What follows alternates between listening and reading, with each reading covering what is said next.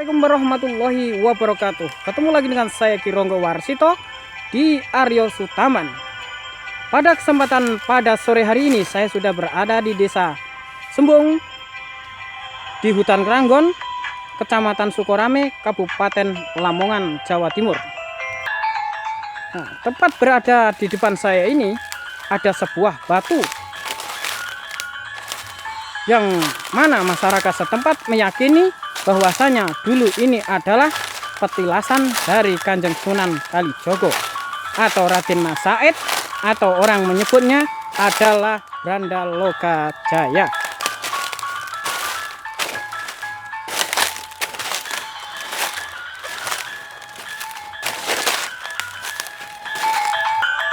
Kalau kita melihat sekilas, ini adalah sebuah batu atau bongkahan batu yang menjulang ke atas.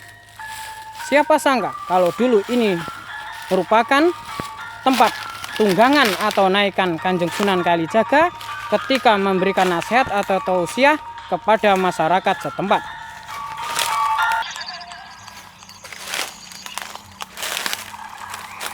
Tempat inilah yang diyakini masyarakat dulu merupakan sebuah pemukiman. Batu-watu perahu itulah orang-orang menyebutnya wilayah Sukorame dan wilayah orang Sembung. Batu ini merupakan bentuk yang sangat unik karena ini membentuk sebuah perahu yang sedang mau membelah lautan atau membelah sungai. Dulunya ini adalah sebuah batu yang sangat panjang, orang-orang menyebutnya dengan batu perahu. Dengan panjang 10 meter persegi, membuat batu ini sangat terkenal. Namun tidak ada yang tahu bahwasanya ini dulu merupakan tempat peninggalan atau batu tunggangan atau naikan dari Kanjeng Sunan Kalijaga ketika beliau memberikan nasihat tausiah kepada masyarakat kala itu. Adanya sesuatu yang memperkuat bahwasanya dulu ini adalah sebuah tunggangan atau tempat nasihat. Batu yang dulu digunakan Kanjeng Sunan Kalijaga memberikan nasihat kepada masyarakat setempat bahwasanya di sebelah selatan sana pernah ditemukan serpihan batu bata kuno dan juga serpihan gerabah atau perabotan rumah tangga.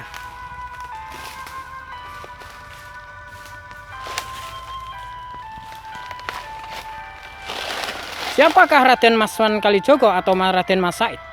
Raden Said atau Sunan Kalijaga adalah putra dari Bupati Tuban Wilwaltika yang dari jalur putra dari Raden Sahur yang masih keturunan dari Ranggalawe Arotri Karna Adikara, yaitu seorang penguasa Majapahit sebagai Adipati Tuban dan menjabat sekaligus Rakrian Nusantara. Ranggalawe bukan hanya seorang perwira tinggi baik di zaman kerajaan Mojopahit, namun dia juga seorang perwira zaman kerajaan Singosari yang kala itu rajanya Prabu Kertanegara.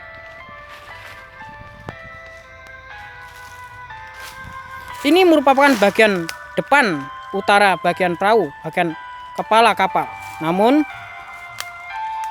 bagian ekor kapal atau batasnya, wilayahnya berada di ujung selatan, yaitu tepat di yang sekarang sudah dirembuni, yaitu pohon serut.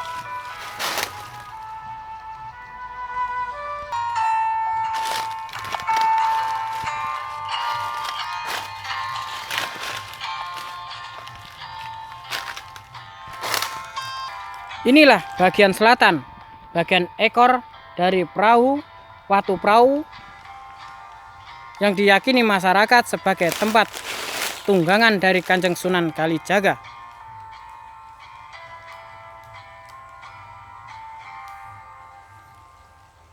Karena sudah lamanya tidak terurus dan batu ini sudah tidak terurus kembali, akhirnya batu ini ditumbuhi rerumpunan, yaitu adalah pohon serut. Yang mana pohon serut ini adalah cikal bakal sebuah nama desa yang ada di Desa Sukorame maupun di Kabupaten Tulungagung, Jawa Timur.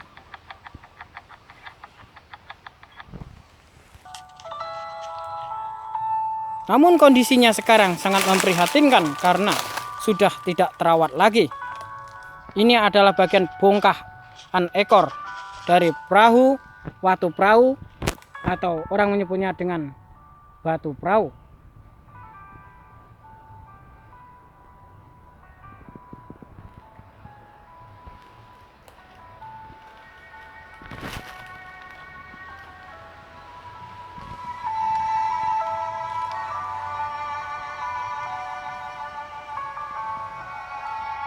Benar ataukah tidaknya, semua ini hanyalah mitos atau cerita rakyat turun-temurun yang diyakini oleh masyarakat sekitar wilayah Desa Sembung tersebut.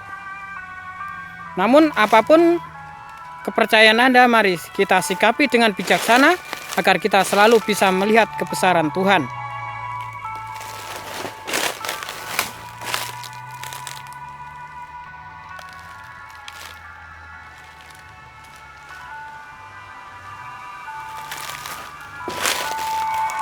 Ini adalah puing-puing bagian tengah dari watu perahu tersebut, karena batu ini sudah hancur berkeping-keping karena ada aktivitas masyarakat yang mengambil untuk keperluan pembangunan rumah atau pembangunan yang lainnya, sehingga batu ini sudah hancur, tidak utuh lagi dan ditumbuhi rerimbunan seperti ini.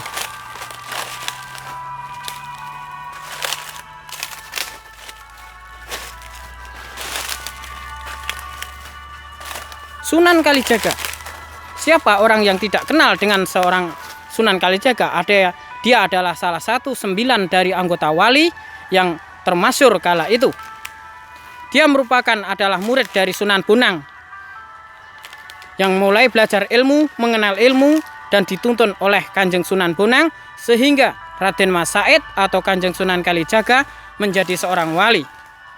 Gelar wali Sunan Kalijaga artinya jaga kali, artinya kala itu Kanjeng Sunan Kalijaga menitipkan sebuah tongkat kepada Kanjeng Sunan Kalijaga supaya ditunggu sampai dia datang lagi. Sampai terjadi hujan, petir maupun panas, Kanjeng Sunan Kalijaga tetap menjaga tongkat yang ditancapkan oleh gurunya, yaitu Kanjeng Sunan Bonang.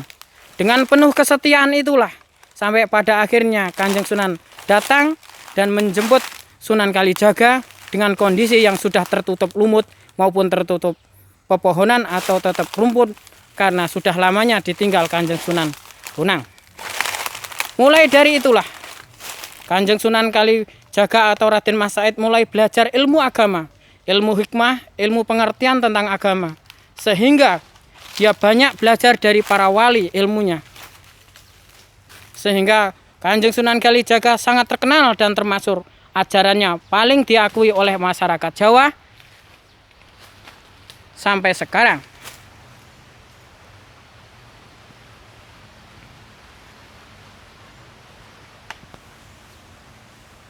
Sunan Kalijaga adalah salah satu juga para wali yang mempunyai karomah yang sangat tinggi. Beliau mampu mengalahkan seorang Syekh Siti Jenar yang mempunyai ilmu tinggi karena ajarannya yang sesat dan sangat menyimpang dari aturan agama Islam kala itu. Syekh Siti Jenar juga merupakan salah satu anggota wali yang membelot dari jalur Wali Songo. Karena diluruskan dan diperingatkan tidak mau, akhirnya Syekh Siti Jenar dijatuhi hukuman mati pada masa Kesultanan Kerajaan Demak, yaitu Raden Fatah.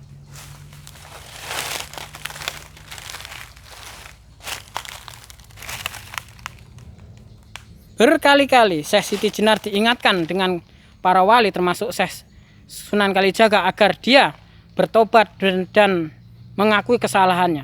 Namun apa kata dari Syekh Siti Jenar? Dia tetap kukuh dengan pendiriannya.